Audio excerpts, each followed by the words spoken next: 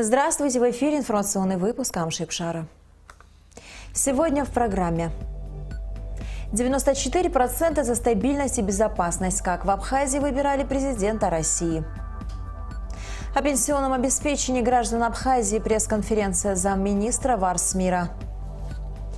100 фруктовых деревьев во дворе интерната. Репортаж об одном полезном начинании. Владимир Путин набрал рекордные 76,6 голосов на выборах президента России, прошедших накануне. Такие данные были объявлены на заседании ЦИК Российской Федерации. За действующего президента проголосовали 56 миллионов 200 тысяч россиян. Это рекордный для Путина результат за всю историю его участия в выборах. Президент Республики Абхазия Рауль Хаджимба поздравил Владимира Путина с переизбранием на пост президента Российской Федерации. Результаты голосования очевидны, и они свидетельствуют о том, что российские граждане доверяют тому курсу, который проводился вами все последние годы. Была существенно модернизирована экономика, много внимания уделялось развитию социальной сферы, обеспечению безопасности и обороноспособности, защите интересов России на международной арене, отметил в частности президент в поздравлении. Рауль Хаджимба подчеркнул, что народ Абхазии высоко ценит ту поддержку, которую Владимир Путин все эти годы оказывает нашей стране, и высказал убеждение, что наши поистине братские отношения будут и впредь динамично развиваться. Свою, пусть и небольшую, в общем количестве лепту в победу Владимира Путина внесла и Абхазия. За Владимира Путина в нашей стране проголосовало 39 427 человек. Это почти 94% принявших участие в голосовании. Об этом сообщил сегодня на брифинге посол России в Абхазии Семен Григорьев. Подробности в репортаже Ирины Ашба. Абхазия не первый раз принимает участие в выборах президента и парламента Российской Федерации. Ведь большинство граждан нашей страны также являются и гражданами России, а значит имеют право голоса во всех выборных кампаниях, проводимых в дружественной соседней стране. Абхазские избиратели, проявляя высокую активность, каждый раз демонстрируют свое небезразличие к политическим процессам, происходящим в России. И на этот раз явка избирателей была хорошей. Около 42 тысяч граждан приняли участие в голосовании. Выборы прошли, они состоялись. Всего в голосовании приняло участие 41 849 человек. Первое место с результатом 39 427 голосов или 94,21% занял Владимир Владимирович Путин. По итогам голосования в Абхазии на втором месте Павел Грудинин, который набрал 1029 голосов, 2,46%. Затем идет Владимир Жириновский, 654 голоса, 1,56%. Сергей Бабурин, 286 голосов, 0,68%. Ксения Собчак, 247 голосов, 0,59%. 98 голосов, 0,24% получил Максим Сурайкин, 65 голосов, 0,15% Григорий Явлинский. Борис Титов набрал в Абхазии 45 голосов, что составляет 0,1%. В Абхазии было образовано 20 избирательных участков, на которых местные жители и временно пребывающие в республике граждане России имели возможность проголосовать. По закону Российской Федерации членами избирательных комиссий могли быть только сотрудники посольства, служащие погрануправления и 7-й военной базы. Кроме того, более 300 сотрудников МВД Абхазии обеспечивали общественный порядок и безопасность на избирательных участках.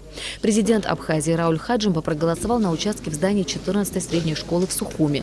Посол России в Абхазии Семен Григорьев отдал свой голос на участке в здании Государственной библиотеки имени Папаскер. Это важное событие для России, но и не менее важное событие и для нас.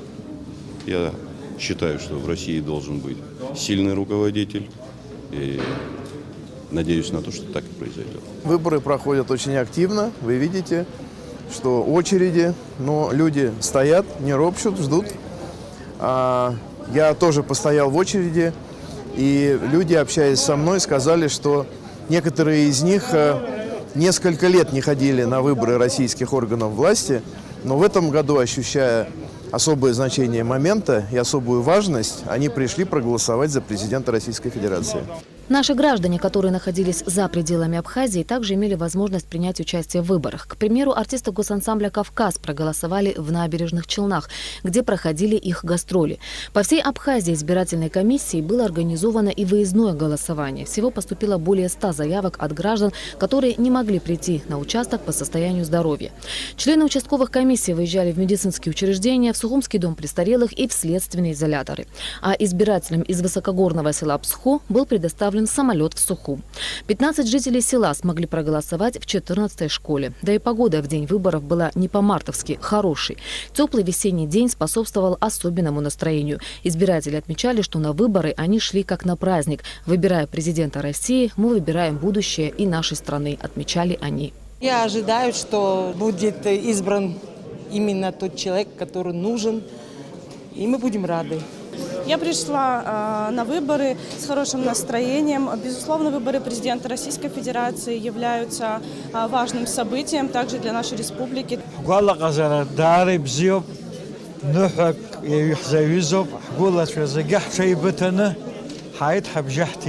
Я пришел с прекрасным настроением. Ожидаю хорошее для нашей Абхазии и для всей России. Надеюсь, что наши отношения с Россией будут более тесными. А значит, будет лучше для всех нас.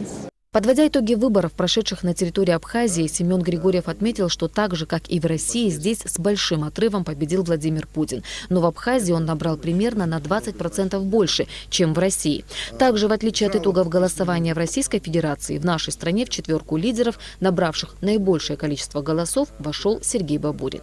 Хотел бы поблагодарить всех граждан Российской Федерации, проживающих в Абхазии, тех, которые были здесь временно, на отдыхе, в командировке и пришли на выборы, выполнили свой гражданский долг. Я думаю, что показатель очень хороший. Хочу также поблагодарить всех представителей властей Республики Абхазия, которые оказали очень активное содействие в организации и проведении выборов, в обеспечении транспортной логистики, безопасности избирателей и членов избирательных комиссий и в решении других вопросов. По словам Семена Григорьева, согласно сообщениям участковых избирательных комиссий, во время выборов никаких письменных жалоб не поступало. Имели место отдельные устные нарекания, в основном в связи с большими очередями, образовавшимися на некоторых участках. Ирина Арш, Бабистан Джинджал, Абхазское телевидение. Депутаты Народного собрания Абхазии во главе с заместителем спикера парламента Саидом Харази приняли участие в качестве международных наблюдателей на выборах президента России. По завершении процесса голосования депутаты присутствовали в ЦИК Российской Федерации при подведении предварительных итогов голосования. По итогам своей работы депутаты Народного собрания Абхазии направили соответствующее заявление в ЦИК Российской Федерации, в котором отметили, что выборы президента России прошли в строгом соответствии с международными нормами и стандартами избирательного права, а также с соблюдением Конституции Российской Федерации в атмосфере плюрализма с предоставлением избирателям политического выбора. Заявление было озвучено в рамках пресс-конференции, которую провели в ЦИК России представители Республики Абхазия.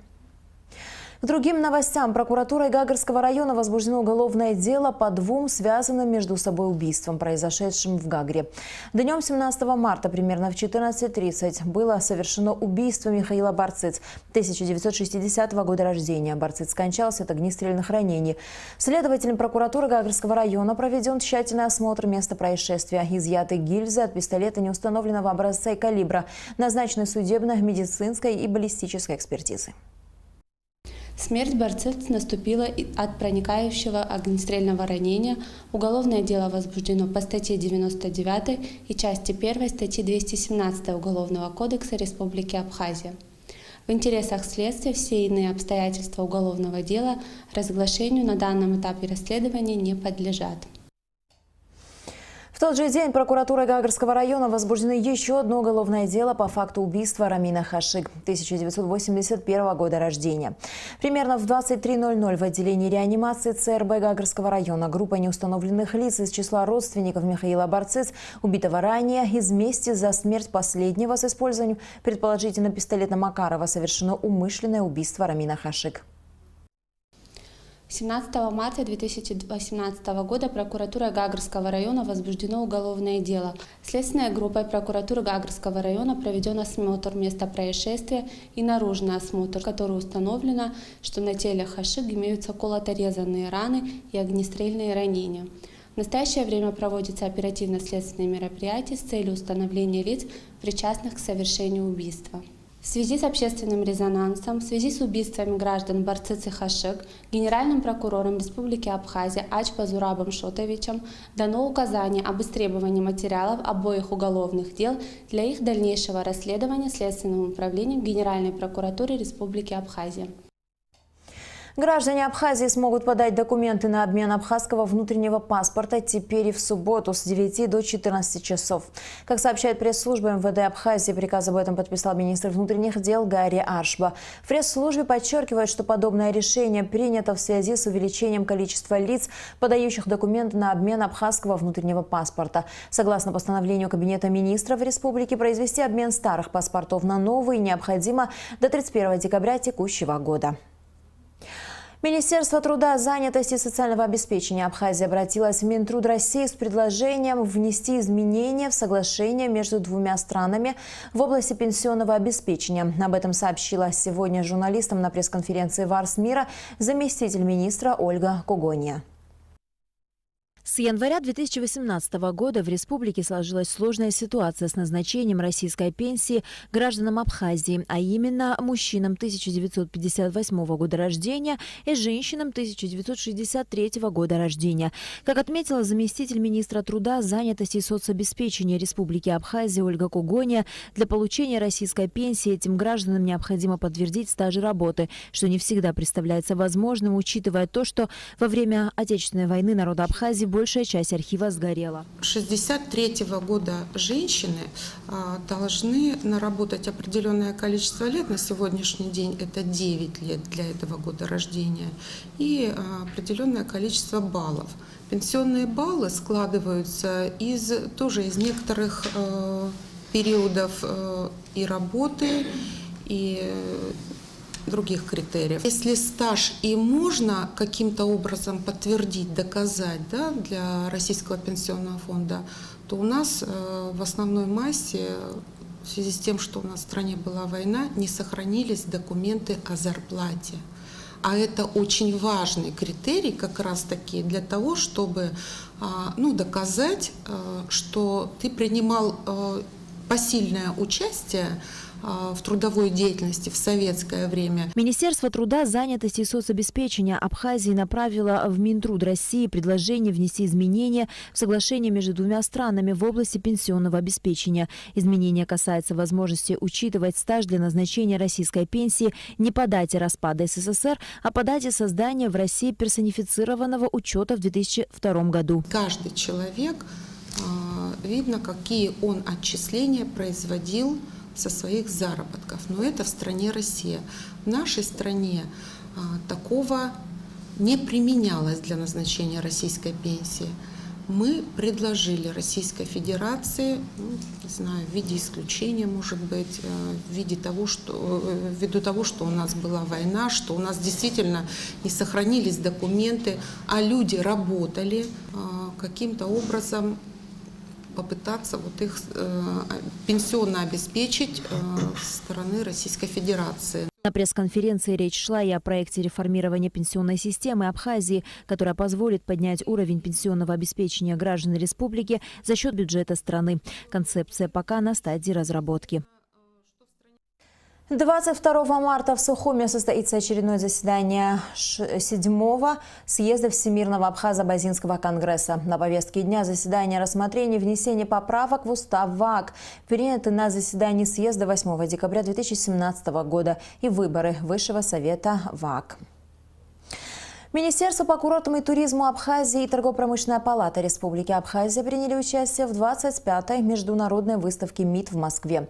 Ежегодно выставка становится площадкой для переговоров, встречи и общения представителей туристического бизнеса России и всего мира. О том, какие встречи были проведены членами нашей делегации, нам в интервью рассказал министр по курортам и туризму Абхазии в Тандилгарске. Репортаж Сарисмар.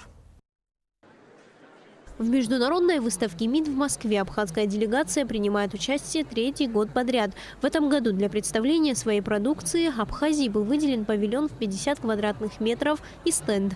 Делегация из нашей страны сумела достойно проявить себя и вызвать большой интерес у международных представителей туристического бизнеса. Действительно, стенд получился хорошим. И этот стенд готовили наши сотрудники во главе с заместителем министра Астамуром Махба, начальниками отдела Адамур Мукба и Асланом Гогу. Хочу выразить им благодарность, так как действительно наш стенд всем понравился. Посетили наши коллеги из других регионов России, в частности, министр по курортам и туризму Краснодарского края. Было заключено очень много соглашений, договоров. На выставке абхазская делегация постаралась максимально донести до зарубежных коллег всю необходимую информацию о республике. Уделялось время на каждого, кто заинтересовался абхазским стендом, отметил Автандил Гардския. Также в рамках поездки состоялось несколько встреч с представителями Ростуризма, в частности, с министром по курортам и туризму России Олегом Сафроновым. На встрече был намечен план дальнейшего развития деловых отношений между двумя ведомствами. Обсуждались пути развития туризма между Россией и Абхазией, о проблемах, которые существуют. В частности, мы затронули проблемы, связанные с безопасностью, проблемы с границей. И мы договорились о том, что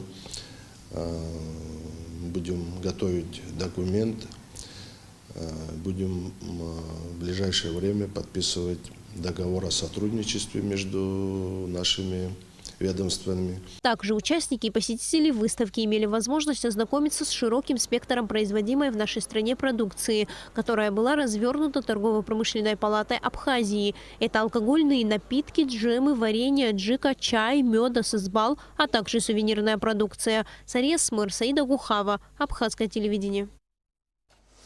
Актеры Абхазского государственного молодежного театра выехали в Москву, где покажут историческую драму «Килишбей» под одноименной пьесе Анзора Мукба. Режиссер-постановщик спектакля – народный артист Абхазии Шалва Гицба. В спектакле занята художественный руководитель театра, народная артистка Абхазии Софа Агума. Главную роль владетельного князя Килишбея играет актер Аслан Анкваб. Показ спектакля приурочен к 60-летнему юбилею московской абхазской диаспоры, празднование которого состоится 25 марта. 100 фруктовых деревьев были высажены сегодня во дворе Колдахарской школы-интерната. Инициаторами мероприятия выступили представители фамилии Агарба. О том, как возникла идея с озеленением, в репортаже Алики Трапш. С самого утра во дворе Колдахарской школы-интернат очень многолюдно. Причина этому не только начало учебной недели, но и работы по посадке фруктовых деревьев. Около 40 человек, представителей фамилии Агарба, с лопатами в руках трудятся на школьном дворе, сажая деревья. И ученики тоже не стоят в стороне. Работа идет легко. В принципе, луночки мы подготовили заранее. Сейчас только привезли землю и саженцы сажаем. Это все делается для детишек, которые здесь растут, чтобы у них был свой сад, и у следующего поколения, чтобы сад свой был фруктовый. Ежегодно представители многих абхазских фамилий проводят родовой сход. Как правило, такие встречи включают в себя только застолья. В этом году впервые молодые представители рода Агарба решили сменить формат таких встреч и организовать социально значимый проект. Остановились на этом. Мы решили совместно подумать о том, какую пользу наш человеческий ресурс в нашей фамилии может принести обществу. И месяц назад была встреча молодежи, и результатом данной встречи было то, что сегодня мы реализовываем. Это высадка фруктовых деревьев в школе-интерната в селе Колдахвара. Вот, это первый проект, то есть это начало только на наших остальных социально полезных проектов. И сегодняшнюю акцию мы хотим запустить как флешмоб. Мы хотим передать данную эстафету другой многочисленной фамилии. Мы решили, что это будет Авицба фамилия, и очень надеемся, что представители этой фамилии, молодые, поддержат данную инициативу. После капитального ремонта, проведенного несколько лет назад в Колдахарской школе-интернат, во дворе учебного заведения практически не осталось деревьев. Теперь саженцы 60 яблонь и 40 лавровишен станут не только источником озеленения. Плоды этих деревьев тоже принесут пользу детям. От имени коллектива нашей школы я хочу выразить огромную благодарность агарбовцам, молодежи, которая организовала вот этот вот вопрос, эту благотворительность. Мы от всей души говорим им огромное спасибо. Молодежь рода Агрба верит, что она заложила добрую традицию и надеется, что представители других абхазских фамилий также поддержат и проявят инициативу по организации общественно значимых проектов и акций. Алика Трапш, Леон Адлиба, Абхазское телевидение. Как сообщает пресс-служба Министерства образования и науки Абхазии, для абитуриентов, поступающих в вузы России, не явившихся на первый экзамен по абхазскому языку, повторный экзамен пройдет завтра, 20 марта, в здании средней школы номер 4 города Сухум в 12 часов. Абитуриентам при себе необходимо иметь паспорт гражданина Республики Абхазия и справку из школы. И в завершении выпуска о погоде. По сообщению Гидрометцентра, завтра в Абхазии ожидается облачная погода, местами возможен туман, ночью и днем преимущественно без осадков, вечером слабый дождь. Температура воздуха ночью 9-14, днем 17-22 градуса, температура морской воды 11 градусов. На этом наш выпуск завершен. До скорых встреч в эфире.